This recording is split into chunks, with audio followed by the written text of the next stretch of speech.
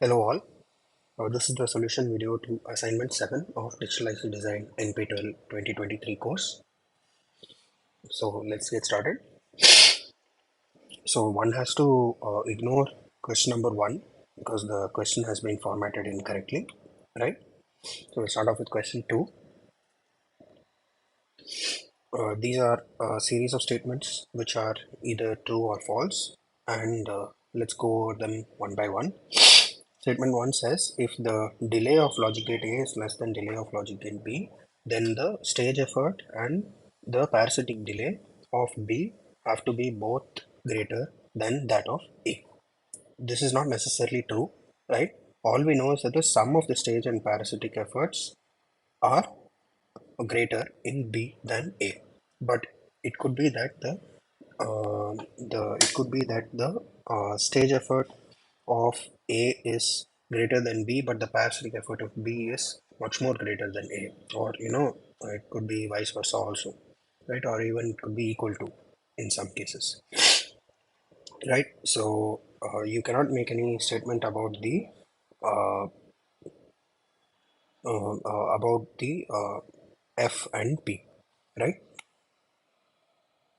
So the option number 1 is false. Option number A is false.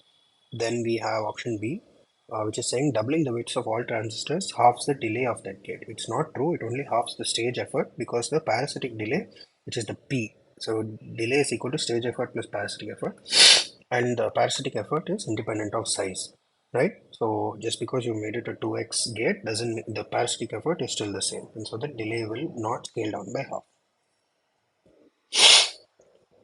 If the load capacitance is 0, then the delay is P. This is true. D is equal to GH plus P, right? And if H is equal to 0, that is if the load capacitance of the gate is 0, H is 0, then the delay GH is equal to 0, and so you only have P. And finally, a 1x NAND 2 gate driving a load capacitance CL has the same delay as a 1x NOT 2 gate driving the same load capacitance, right? This will come out to be true if you just see the GH plus P expressions for NAND and NOR 2 gates over here, right? It will come out to be CL by 3 plus 2 for both NAND 2 and NOR 2.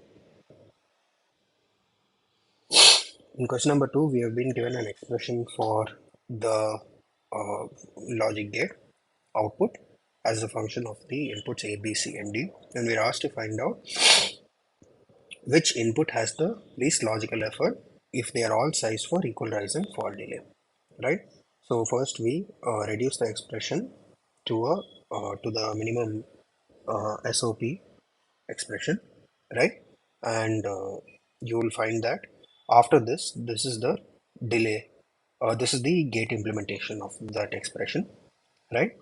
And from this I've given both the gates and the sizes, right? So A, B, and D have this as the logical effort, and C has this as the logical effort. So you can see that the logical effort of C is lesser than that of A, B, and D. So the answer is C. So questions 4 to 8 are about finding logical or parasitic efforts. So these are the formulae for NAND N and NOR N, logical and parasitic efforts, right? You can pause the video at this point to confirm that the answers match up with the formulae. For example, for NAND 10, you just have to replace N is equal to 10 in this column, and you will get the logical and parasitic efforts for a NAND 10 gate. For question number 8, we take a NOR 3 gate and tie all the inputs together, right? So you get an inverter, right? So the question is, what is the logical effort for rise for this inverter? So in rise, you can see that the total resistance over here will be, so a PMOS of size 6 has resistance R by 3, right? And so you have 3 of them in series, so it's resistance R, which means the total current is I, right?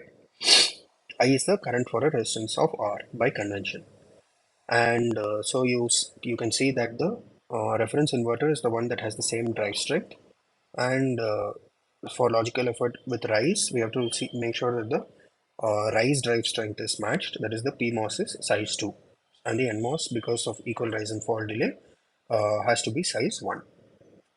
So this is our reference inverter that you have to compare this against. So the total gate capacitance is 21 if you just look at all the shorted nodes in color pink, and the total gate capacitance is 3. So 21 by 3, the logical effort for rise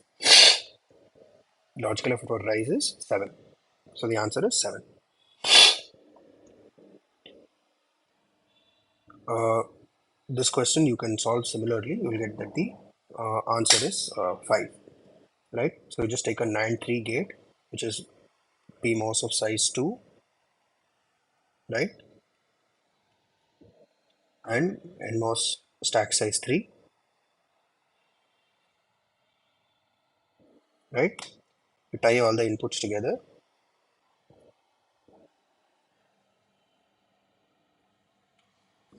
right?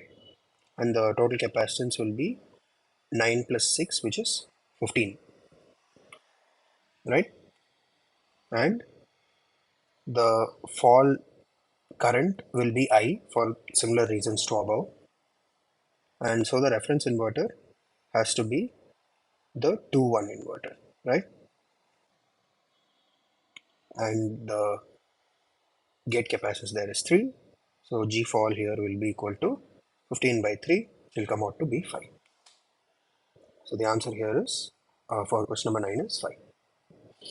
In question number 10, what we were given is these gates and the input and load capacitances, right?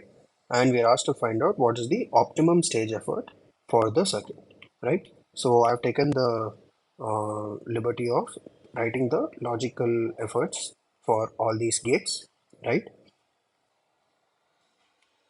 And the total electrical effort is going to just be CL by C gate, right? So the total logical effort is just the product of these, which will come out to be 16 by 3. And the total electrical effort is just the load by gate capacitance, which is this. So the total stage effort is G into H, which is 16 by 3 times 243 by 8 times half. This will come out to be 81. And so the optimal stage effort is 81 to the power 1 by n, where n is the number of gates. In this case, n is equal to 4, right? 1, 2, 3, 4.